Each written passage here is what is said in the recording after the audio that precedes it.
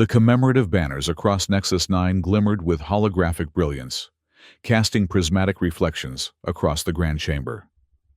10 years after the Battle of Sol, representatives from 27 galactic civilizations had gathered to celebrate the Kepler Accord, a treaty that had ushered in unprecedented cooperation across the stars. Ambassador Zara Min straightened her midnight blue uniform, adorned with the Freedom Alliance insignia, Earth embraced by protective wings. She had rehearsed her speech meticulously. As humanity's foremost diplomat, Zara carried the weight of 4 billion souls. Earth's ascension into interstellar politics had been meteoric. The Battle of Sol had proven their worthiness, or so they believed. Tonight's ceremony would cement their place among the cosmic powers. The chamber hummed with multilingual conversations, holographic translators floating like luminescent fireflies above each delegation. Zara caught fragments of discussions about trade routes, quantum entanglement advancements, and terraforming ethics. Nervous. The voice belonged to General Darrow, Earth's military attaché. His weathered face betrayed decades of service before first contact. Prepared, Zara replied, though Council Prime Dareth seems unusually tense today. They both glanced toward the elevated dais where Dareth stood. The Council Prime's translucent skin glowed with subtle bioluminescence, a physiological trait of the ancient Axor species. His 12 appendages moved in perfect symmetry as he greeted senior delegates. He's been lobbying against our expansion into the Arcturus sector, General Darrow whispered. Claims our mining operations are unnecessarily aggressive. Zara nodded. We've made concessions on extraction quotas. The Council should recognize our restraint. The ceremonial chimes resonated through the chamber, deep, resonant tones that signaled the commencement of proceedings. Delegates moved to their designated platforms, some hovering, others extending appendages to reach their assigned stations. Council Prime Dareth ascended to the central podium, his voice amplified and translated simultaneously. Esteemed colleagues, honored representatives of the Galactic Council, we gather to commemorate a decade of peace following the Kepler Accord. 10 cycles of prosperity, intellectual exchange, and harmonious cooperation. Applause rippled through the assembly. Zara maintained diplomatic composure, though she noted how Dareth's gaze seemed to deliberately avoid the Earth delegation. Together, we have extended the boundaries of civilization, bringing enlightenment to undeveloped regions, sharing our collective wisdom with emerging intelligences. The Council Prime continued extolling the virtues of the Council's leadership, emphasizing stability and the natural order of civilizations. Zara felt a familiar unease, the subtle condescension that often colored Council rhetoric when discussing newer members. And of course, Dareth's tone shifted subtly. We acknowledge the contributions of our most recent addition, humanity. Now his compound eyes fixed directly on Zara. Something in his posture changed, a subtle realignment that veteran diplomats recognized as prelude to aggression. The humans have demonstrated remarkable adaptability, advancing from their primitive technology to interstellar travel within a mere generation. Their victory at Sol, while impressively brutal, earned them a seat at our table. Murmurs spread through the assembly. This deviated from the agreed-upon diplomatic script. However, Dareth continued, his translator conveying a tone of superiority that transcended species barriers. We must acknowledge reality.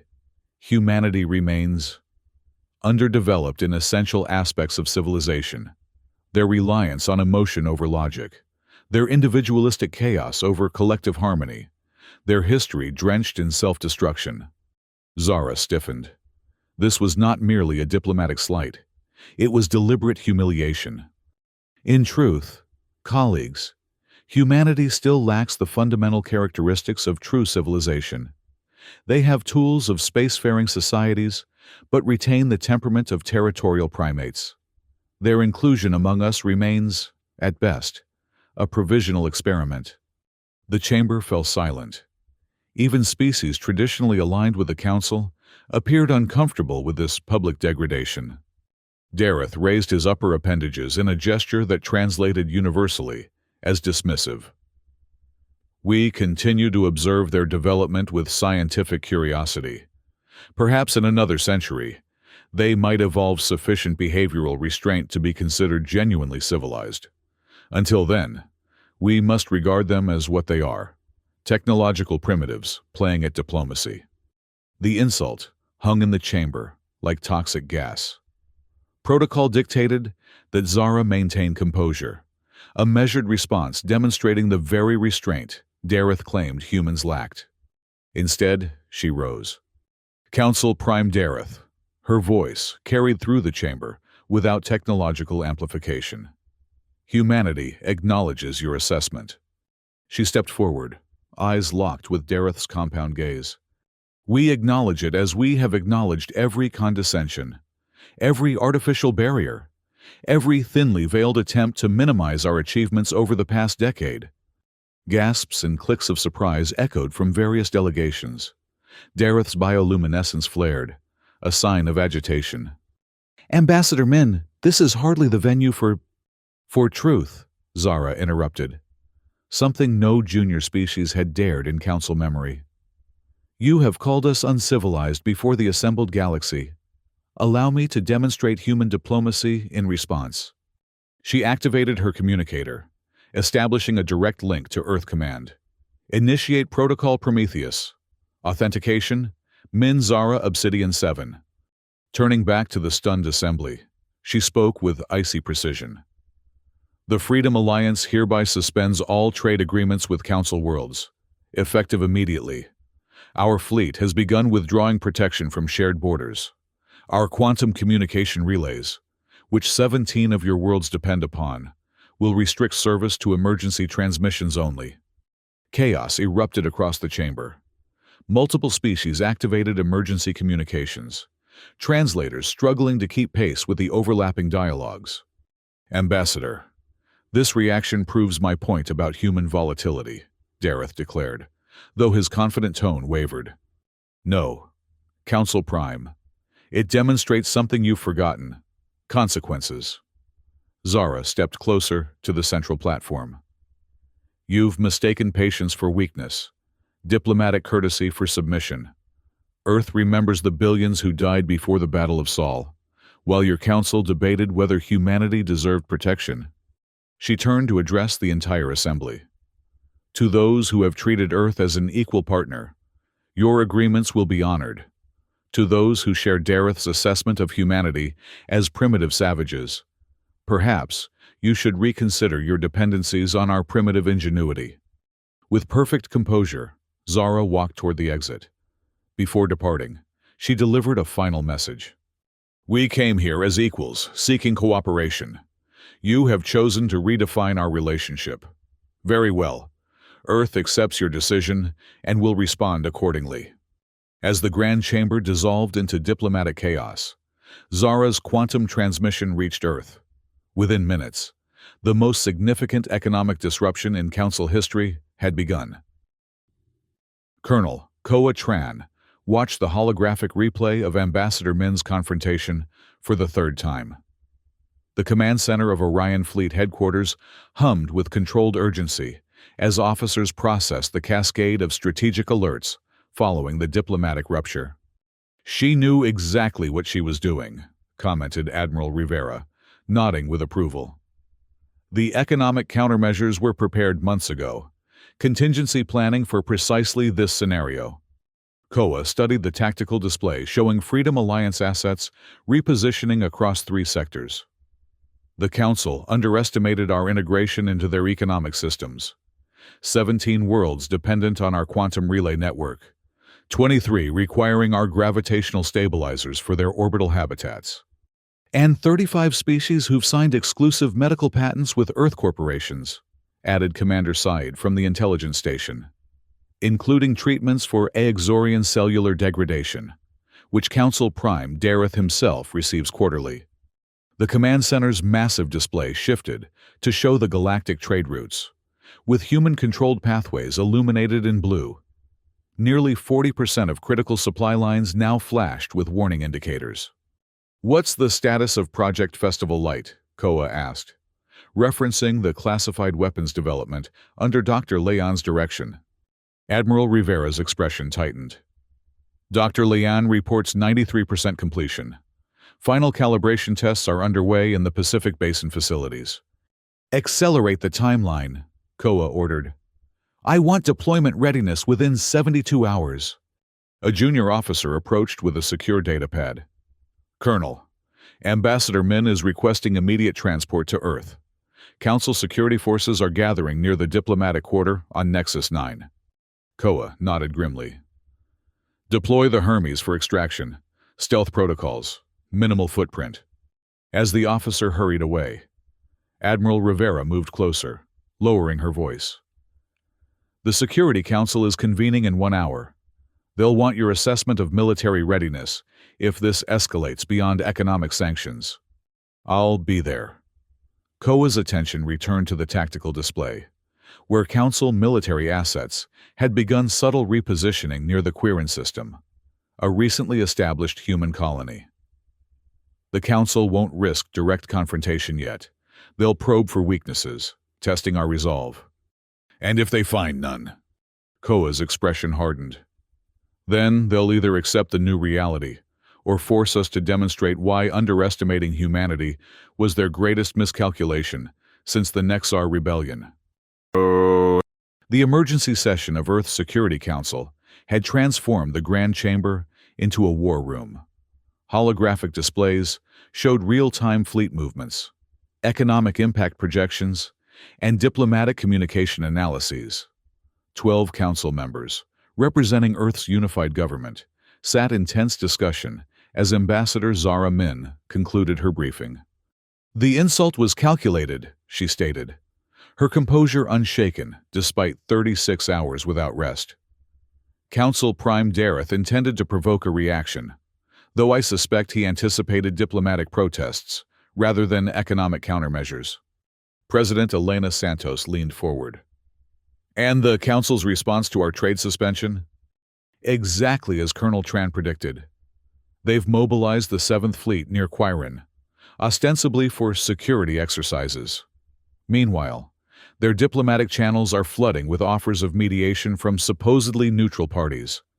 Colonel Koa Tran activated the central projection, displaying a 3-dimensional map of strategic assets. "The Council's military doctrine relies on overwhelming force projection. They position assets visibly, expecting intimidation to preclude actual combat. A strategy that worked before Sol," noted Defense Minister Okoro, "when we were technologically outmatched." "But no longer applicable," Koa continued. "Our Orion fleet has been conducting stealth maneuvers for the past 18 months, developing tactics specifically designed to counter Council formations." The projection shifted to show a cluster of asteroids near Quirin. "We've established hidden forward bases within the asteroid belt of the Quirin system. If the Council moves against our colony, they'll find themselves surrounded rather than surrounding." Dr. Leon, attending virtually from the Pacific Research Facility, activated her portion of the shared display. Earth's foremost weapons scientist appeared exhausted, but determined. "Project Festival Light has reached operational status," she announced. "The focused plasma delivery system can neutralize Council command ships without catastrophic destruction of surrounding vessels. This allows for precision strikes that disable rather than annihilate, an important distinction both tactically and ethically." President Santos studied the projection. "You're proposing we allow the Council to threaten Quirin, then spring a trap?" "Not exactly," Koa clarified. "We're preparing a defensive capability that exceeds their expectations. Our preference remains de-escalation through diplomatic channels."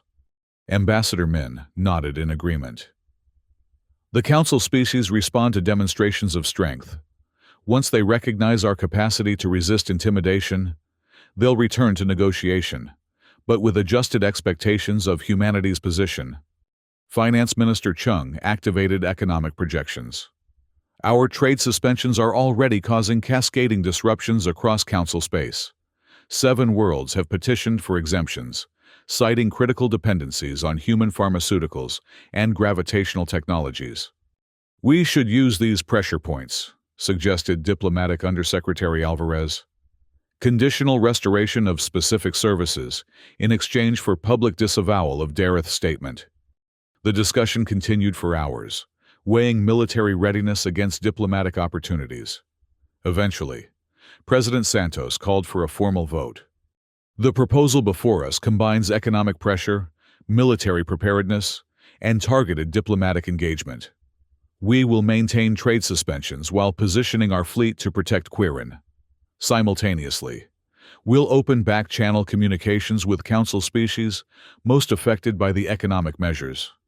The vote was unanimous.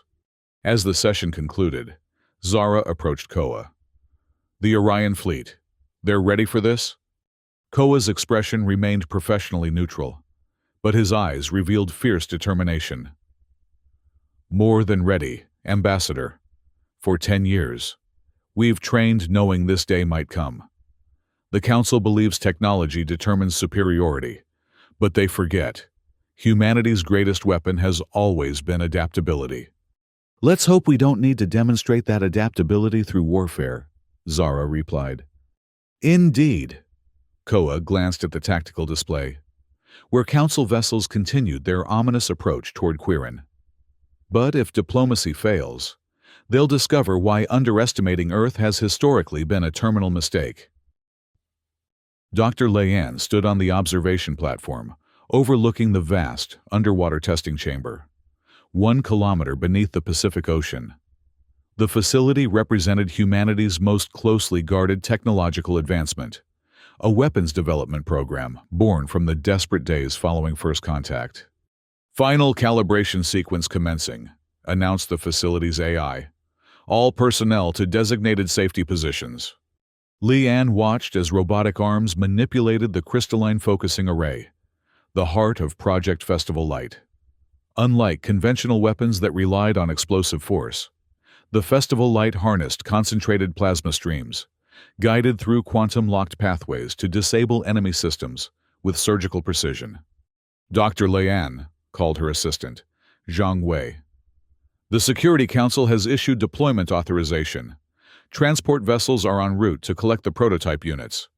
Leanne nodded, her expression grave. "Prepare the training simulations for fleet commanders. They'll need to understand the precise targeting parameters to avoid cascading reactions." The truth that Leanne had kept from the Security Council was the weapon's destructive potential, if misused, properly deployed. Festival Light could disable enemy vessels without loss of life, an elegant demonstration of human technological superiority. But if the focusing array were deliberately miscalibrated, the same technology could trigger stellar-scale devastation. "The ethical constraints are embedded in the operating system," she confirmed. "Yes, Doctor. The weapon cannot be modified to exceed containment parameters without complete disassembly and reconstruction."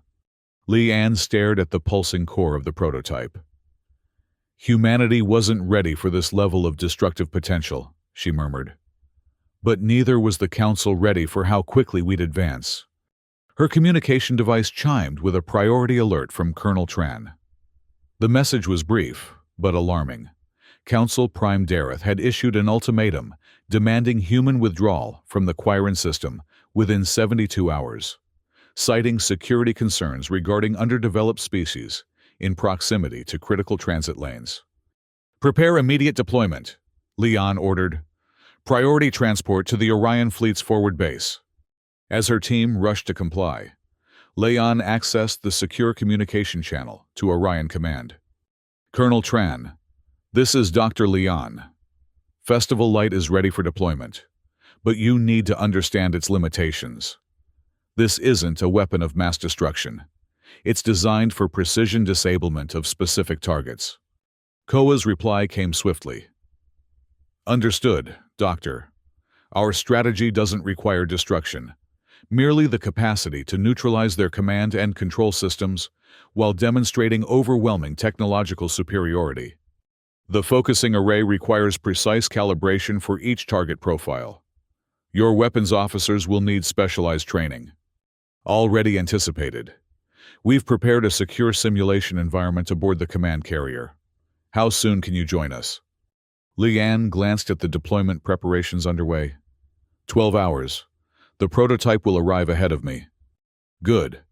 Ambassador Min is coordinating a final diplomatic push, but Council forces continue to advance toward Quirin. We're running out of peaceful options. As the communication ended, La'an gazed once more at the weapon she had created. It represented humanity's scientific brilliance and its potential for devastating power. The line between defensive capability and apocalyptic threat had never seemed thinner. The Orion fleet's command carrier maintained strict emission silence as it drifted within the hollowed-out asteroid designated Shadow Base Alpha. Around it, 47 combat vessels waited in powered-down configuration, invisible to conventional scanning methods. Colonel Koa Tran stood before the assembled commanders, their faces illuminated by the tactical hologram showing Council forces approaching Quirin. The Council's 7th Fleet has divided into 3 battle groups, he explained. Their primary force will enter Quirin's orbit in approximately 11 hours, while flanking elements secure transit lanes. Standard intimidation doctrine. Commander Zhao raised a hand. What about civilian evacuation from the colony?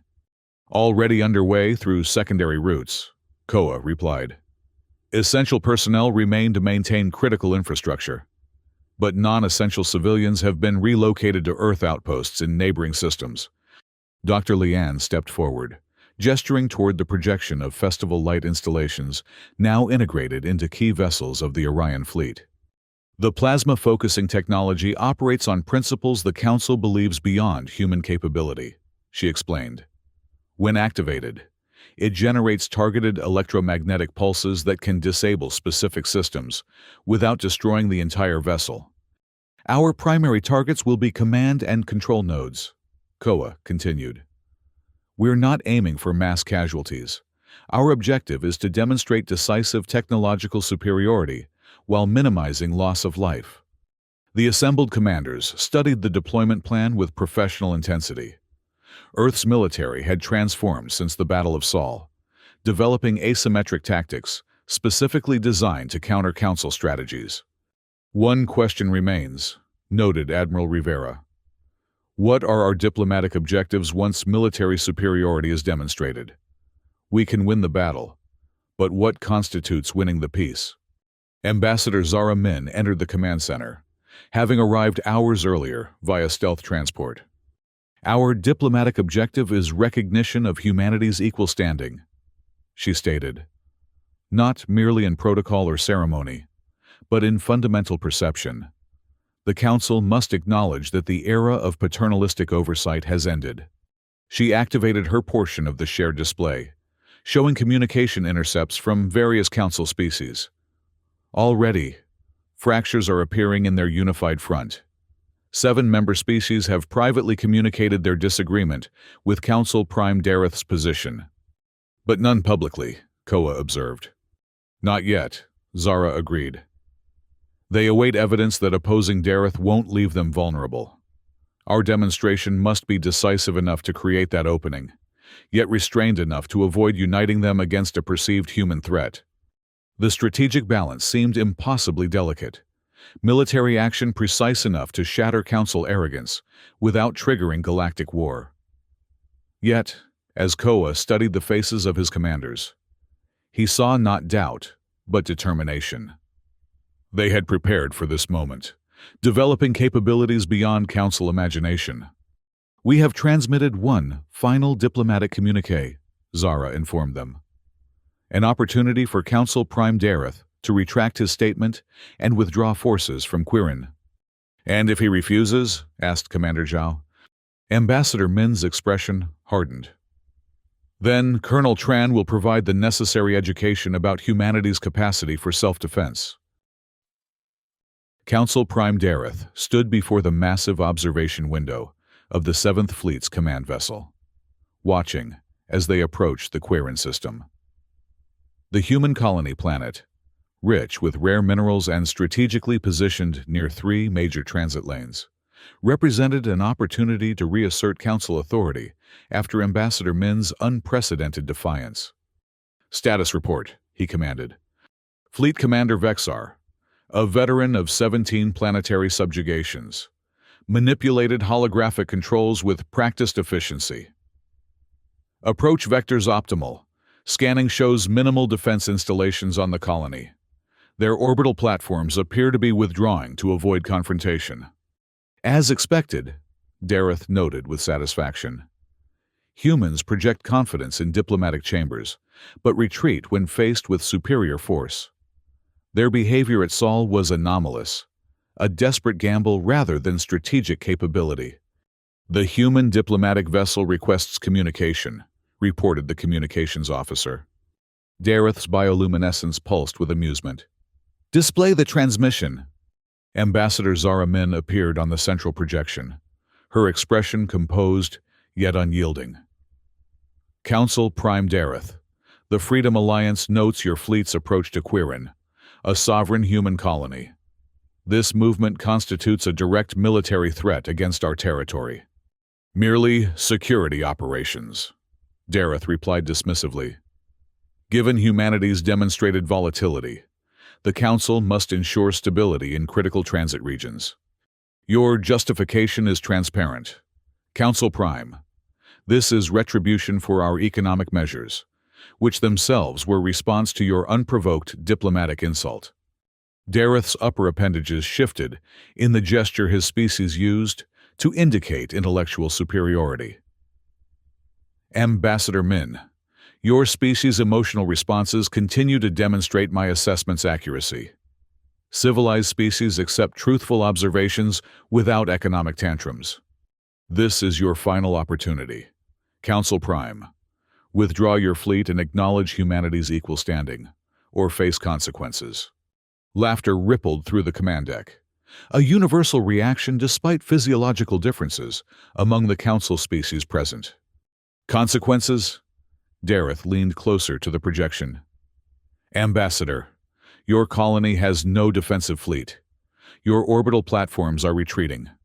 What consequences could you possibly impose?"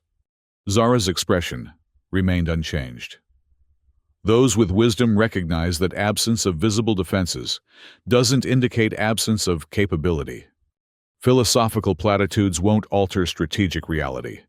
Ambassador, the 7th Fleet will establish oversight protocols for Quirin within 6 hours. Human authorities will submit to Council governance or face removal. The era of indulging your species' pretensions of equality has ended." "Very well." Zara's tone carried neither anger nor fear, only certainty. "You have made your choice, Council Prime. We will respond accordingly." As the transmission ended, Dareth turned to Fleet Commander Vexar. "Accelerate approach vectors. I want visible occupation forces above their primary settlement before their next communication cycle." As commanded, Vexar issued the orders, though something in the human ambassador's composure had triggered ancient instincts of caution. "Should we maintain heightened shield configurations as a precaution?" "Unnecessary," Dareth dismissed. "Their technological capacity is thoroughly documented. They possess nothing capable of threatening this fleet." Within the hollowed asteroid, Colonel Koa Tran received Ambassador Min's signal. The diplomatic option had failed, exactly as anticipated. Council arrogance had proven insurmountable without demonstration of force. "Commence Operation Aurora," he ordered. "Emergence pattern Obsidian 7. Throughout the asteroid field, powered-down vessels surged to life with precisely coordinated timing. Rather than conventional engines, they utilized gravitational manipulation drives, technology the Council believed decades beyond human capability. "Festival light platforms achieving optimal positioning," reported Commander Zhao. "Target acquisition underway." On the command deck's central display, Dr. Leon monitored the weapon systems she had created. Focusing arrays aligned, quantum entanglement stabilized across all platforms. Ambassador Zara Min stood beside Koa, watching as humanity prepared to redefine its place in the galactic order.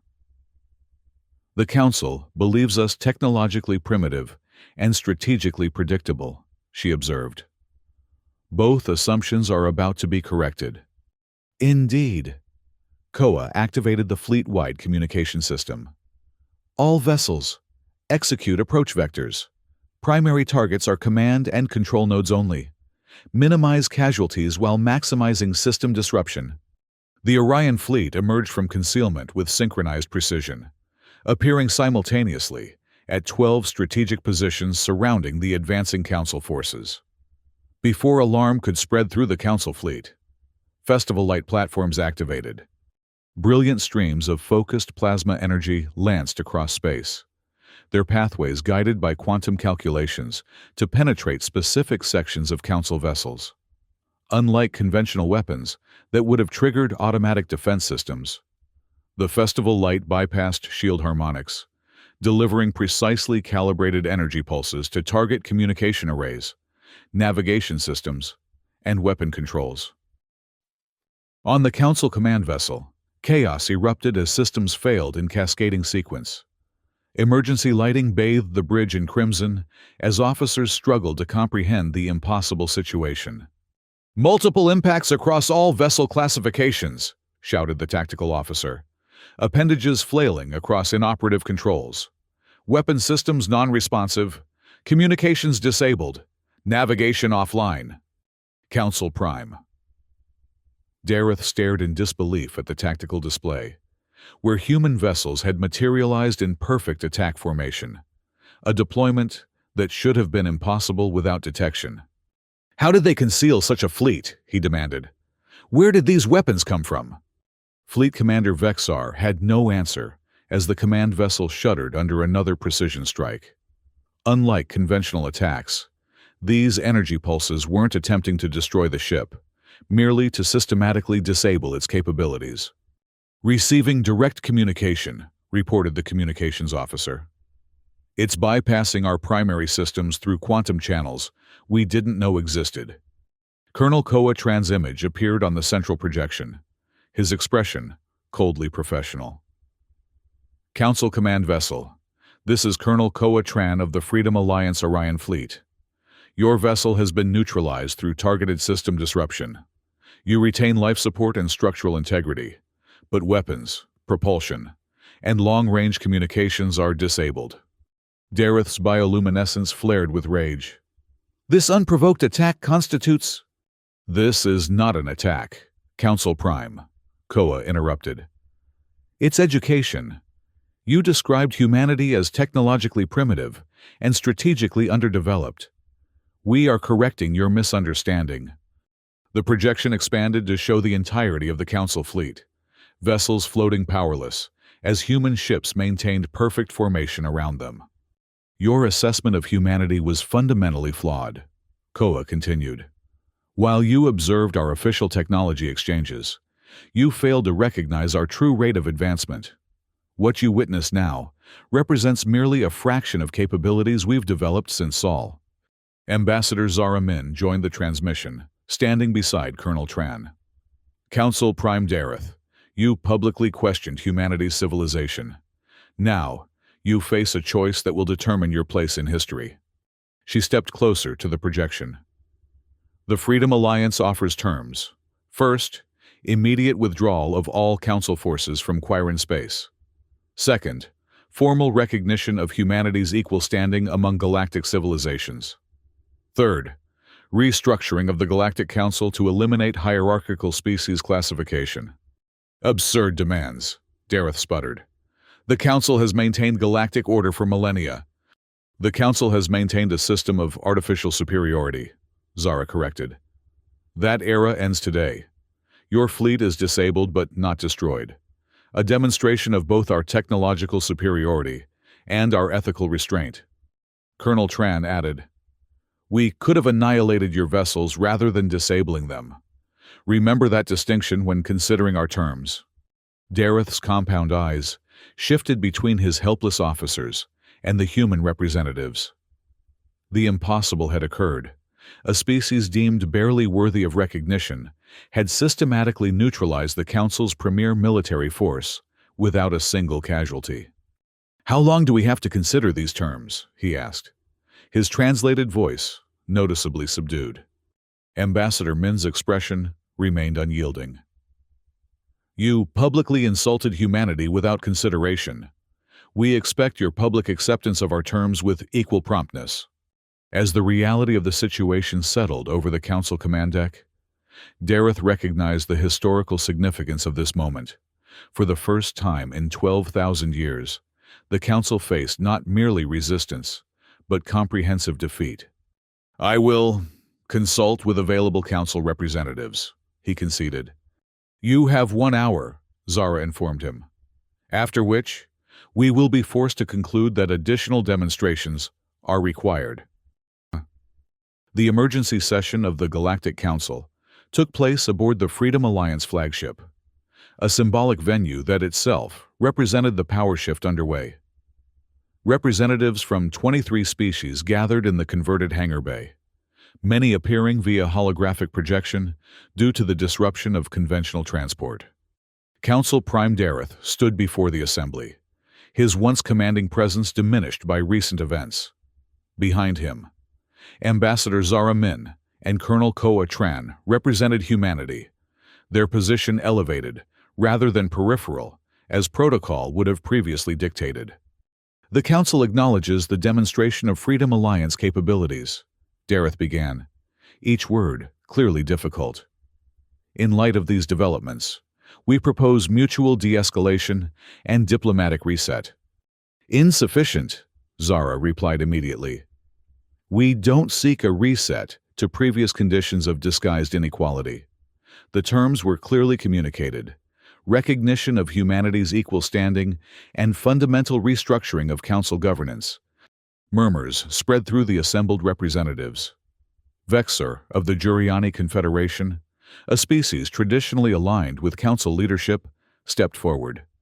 The technological capabilities displayed by humanity cannot be disputed, Vexor acknowledged.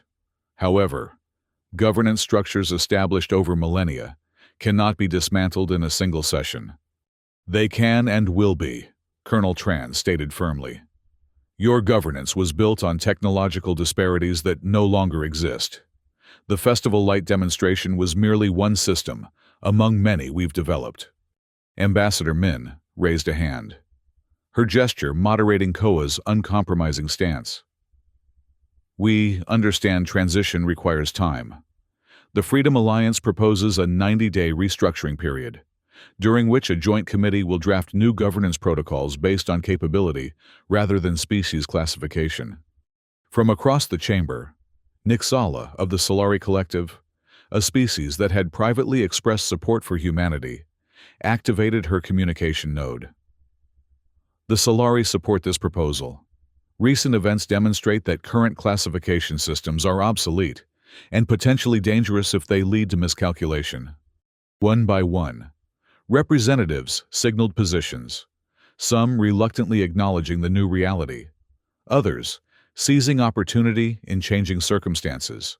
Through it all, Council Prime Dareth watched as the order he had championed crumbled beneath irrefutable evidence of its foundational flaws. When the final vote came, 16 species supported the human proposal, 4 opposed, and 3 abstained. The majority proved sufficient. By Council Protocol, the resolution passes, Dareth announced, formal to the end. The Galactic Governance Restructuring Committee will convene within 7 cycles to begin implementation. As the session concluded, representatives approached Ambassador Min with newfound respect, some offering diplomatic overtures, others requesting private audiences to discuss bilateral relations with Earth. Dr. Leon, who had joined the delegation to provide technical context for Festival Light capabilities, moved to stand beside Koa as they watched the diplomatic reshuffling. They fear us now, she observed quietly. Is that progress? Koa considered the question carefully. They respect demonstrated capability. Fear may be an initial component, but it will evolve as they recognize our restraint was deliberate, not limited. The weapon could have done much worse, Leanne acknowledged. The focusing array could be modified to... But it wasn't, Koa interrupted. That distinction matters. We demonstrated precisely what humanity represents. Technological brilliance tempered by ethical constraints. Ambassador Min joined them, having temporarily disengaged from the diplomatic flurry. The Council species are already adapting to the new reality. 3 have requested technology exchange programs, and 5 have proposed joint security initiatives. Seeking to understand the capabilities they failed to detect, Koa noted. Precisely. Zara's expression remained thoughtful. We've achieved our immediate objective, recognition of equal standing. But the greater challenge lies ahead, transforming fear into genuine partnership. Leanne glanced toward the viewports, where disabled Council vessels were gradually regaining function as human technicians restored critical systems. They called us uncivilized, yet we disabled rather than destroyed their fleet, and now assist in repairs rather than abandoning them to drift. Perhaps that's the most important lesson they'll take from this confrontation, Zara suggested. True civilization isn't measured by technological longevity or political structures, but by the choices made when power is absolute. 3 months later, Ambassador Zara Min stood on the observation deck of New Nexus, the replacement for the diplomatic station that had witnessed humanity's humiliation. Unlike its predecessor, New Nexus had been designed with input from all 27 member species, its architecture embodying the principles of the reformed Galactic Governance Compact. Quite a view, remarked Dr. Leon, joining her at the viewport, both literally and metaphorically. Below them, representatives from across the galaxy gathered for the ratification ceremony. The new compact eliminated species classification hierarchies, replacing them with contribution-based representation that acknowledged diverse forms of advancement: technological, philosophical, artistic, and ecological. I never imagined transformation would happen so rapidly, Zara admitted. When I confronted Dareth, I expected years of struggle, not months of collaboration. Fear of Festival Light provided initial motivation, Leon acknowledged. But what's happening now transcends that. Many species were awaiting catalyst for change they already desired. Colonel Koa Tran approached, his formal diplomatic uniform replacing the military attire he had worn throughout the crisis. The Juriani representatives are requesting clarification on joint defense protocols. They seem particularly interested in asteroid concealment techniques. Zara smiled slightly. Provide general principles but maintain technological specifics as classified. We've demonstrated capability without revealing methodology. Already done. Koa gazed across the assembly chamber. Council Prime Dareth is notably absent. Voluntary retirement, Zara explained. A final service to preserve Council dignity while enabling transformation. His replacement, Prime Minister Nixala, represents generational change within their governance. The chamber chimes resonated, the same tones that had preceded humanity's humiliation months earlier. Now, they signaled commencement of a new era in galactic relations. They'll be expecting your address, Leanne reminded Zara. The ceremonial conclusion to what began with insult. Ambassador Min nodded, reviewing her prepared remarks one final time. Not conclusion, she corrected. Transformation. As Zara moved toward the central podium, screens throughout the station activated, broadcasting the ceremony to worlds across the galaxy. Where once she had stood as supplicant before Council judgment, now she addressed equals in cooperative governance. Representatives of the galactic community, she began. The term itself representing the philosophical shift from hierarchical council to collaborative partnership. We gather to ratify not merely a document, but a vision of cooperation based on mutual respect and recognition of diverse contributions. From her vantage point, she could see Colonel Tran and Dr. Leon watching with quiet pride, key architects of humanity's emergence from patronizing tolerance to respected partnership. 3 months ago, misconception led to confrontation. Today, Understanding leads to collaboration. The compact before us acknowledges a fundamental truth. Civilization is not measured by age or origin, but by actions and choices when faced with difference. Throughout the chamber, translation nodes conveyed her words in dozens of languages. Yet the message remained consistent: a vision of galactic community where diversity of form and function strengthened rather than divided. Earth does not seek dominance, merely equality. We bring not merely technology, but perspective, the understanding that progress emerges from challenge, that strength develops through adversity, that civilization is measured by how power is used rather than merely possessed. As she concluded the address, representatives activated confirmation signals, ratifying the compact with near-unanimous support. The ceremony transitioned to celebration as diplomatic barriers dissolved into genuine interaction. Later, as Earth's delegation prepared to depart, Prime Minister Nixala approached Ambassador Min. "Your address was most effective," the new council leader acknowledged. "Though I confess curiosity about one aspect of recent events." "Which aspect?" Zara inquired. "Festival Light. Our analysts have studied the technology extensively, yet fundamental questions remain. The focusing array could have been calibrated for destruction rather than disablement. Yes?" Zara exchanged glances with Colonel Tran and Dr. Leon before responding carefully. "Capability and choice are different considerations. Prime Minister, what matters is not what could have been done, but what was done." Nixala's translator conveyed thoughtful consideration. "Indeed. Perhaps therein lies the most important lesson of recent events. Not that humanity possessed unexpected capability, but that you exercised unexpected restraint." As the Aexorian leader departed, Koa turned to Zara. "She's perceptive. The Council species are beginning to understand that our greatest strength wasn't Festival Light's technology, but the ethical framework governing its use." "A lesson worth the confrontation that delivered it," Zara replied. Together, they watched as the stars stretched beyond the station's viewports, infinite possibilities for a galactic community, transformed by crisis into genuine partnership. Where once humanity had been tolerated as technological primitives, now they stood recognized for their unique contribution: the capacity to advance rapidly without sacrificing compassion.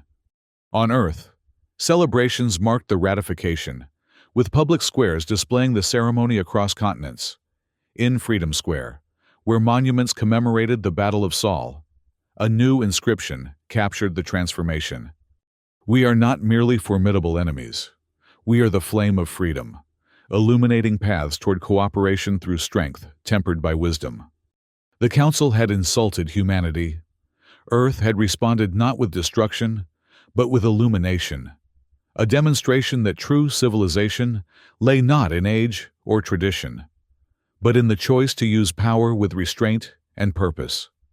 In that fire of confrontation, a stronger galactic community had been forged, one where humanity's place was no longer questioned, but valued for the very attributes once dismissed as primitive: adaptability, ingenuity, and the capacity to transform conflict into cooperation.